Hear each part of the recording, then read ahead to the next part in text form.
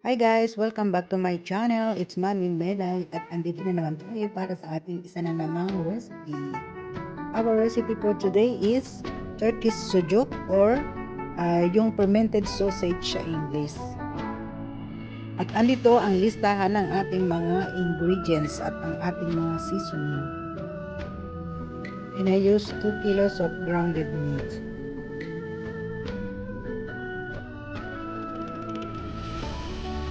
Pagsama-samahin natin sa isang malaking lalagyan. Kailangan natin dito ng maraming garlic. The more garlic, the better. I-mince lang natin yung garlic at isama natin sa ating giniling.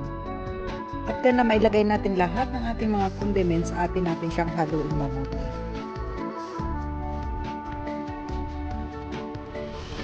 At para mahalo natin mabuti, magsuot tayo ng gloves at gamitin ang ating kamay sa paghahalo.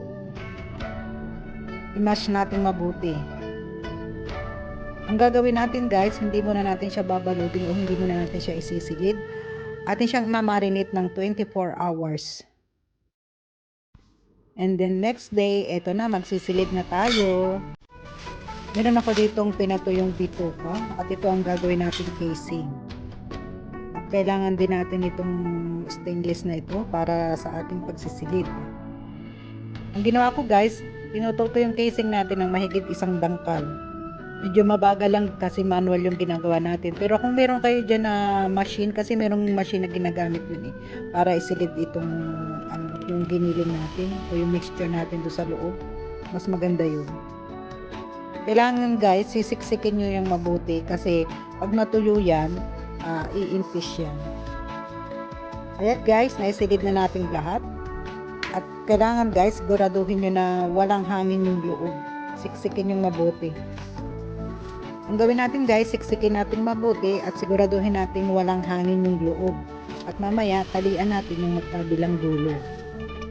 Kasi guys, papatuyuin natin siya, idadry natin siya at about ng dry natin, inaabot siya ng 15 days, 10 to 15 days. Ganyan guys, siksikin natin mabuti.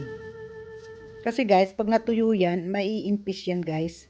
Iimpis lili. Gawing negosyo to guys, mahal din ang kilo nito.